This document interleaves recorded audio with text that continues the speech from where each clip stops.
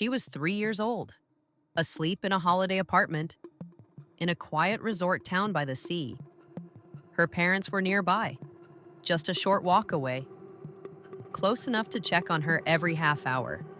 But when they returned that night, Madeleine McCann was gone.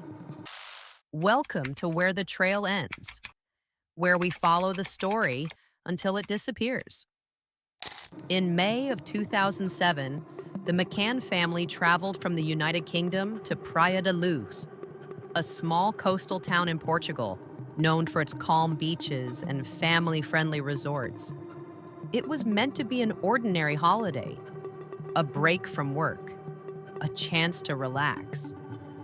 Kate and Jerry McCann arrived with their 3 children, their infant twins, and their oldest daughter, Madeleine. Madeleine was 3 years old, described as affectionate, talkative, and full of energy. She loved stories, she loved playing, and she was especially close to her mother. The family stayed in a ground-floor apartment within a resort complex designed for families just like theirs. Nothing about the location suggested danger. Nothing about the trip raised alarm. Until the night of May 3rd. That evening, Kate and Jerry joined a group of friends for dinner at a restaurant inside the resort. The restaurant was only a short walk from the apartment where the children were sleeping. The parents believed the distance was close enough to allow them to check on their children regularly throughout the night. They took turns returning to the apartment, quietly opening the bedroom door, and making sure everything was as it should be. For most of the evening it was. The twins slept peacefully. Madeleine appeared undisturbed.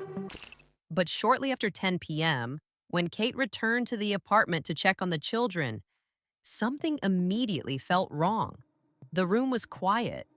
The twins were still asleep, but Madeleine's bed was empty.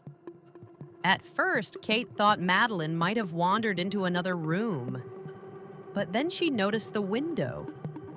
It was open. The shutter was raised. Kate screamed. Jerry ran back to the apartment. Friends, resort staff, and nearby guests joined the search almost immediately.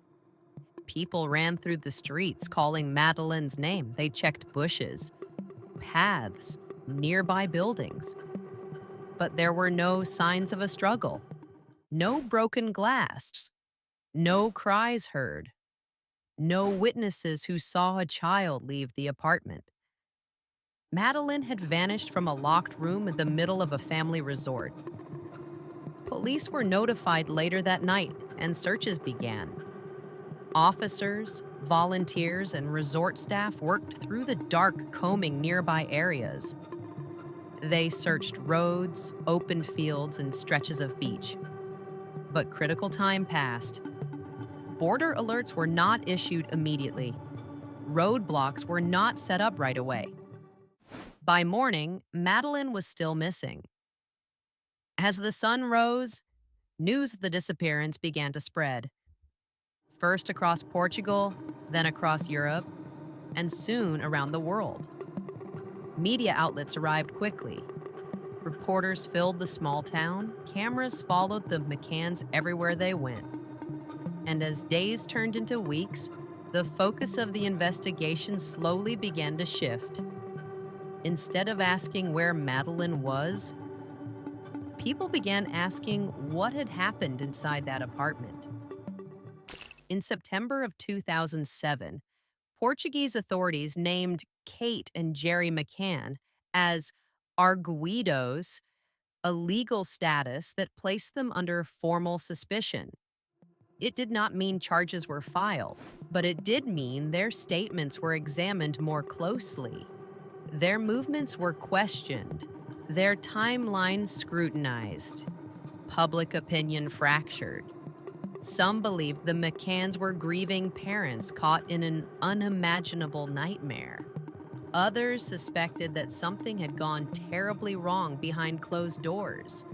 Tabloid headlines grew more aggressive. Speculation replaced facts. And yet, despite years of investigation, no physical evidence ever proved what happened to Madeleine that night. Over time, several theories emerged. One theory suggested that Madeleine was abducted by an outsider, possibly someone familiar with the resort, watching patterns, waiting for an opportunity. Another suggested an opportunistic crime, carried out quickly and quietly, leaving little behind. A third theory claimed Madeleine died accidentally and that the truth was concealed to protect those involved. Each theory explained parts of the story, and each left crucial questions unanswered. How did no one see anything? How did a child vanish so completely? And why has no trace ever been found? Years later, the case took another turn. German investigators announced they were focusing on a suspect believed to have been in the area at the time of Madeleine's disappearance. The suspect had a history of violent crimes. Authorities stated they believed Madeleine was no longer alive. But no charges were filed. No remains were recovered. No conclusive evidence was presented. And Madeleine McCann has never been found. Nearly 2 decades later, the case remains open. Searches continue, leads are followed, but answers remain just out of reach. Somewhere, the truth still exists, in a memory, in a moment that went unseen, in a detail that has yet to be uncovered. A little girl vanished from a place that should have been safe. Thank you for watching. This is where the trail ends.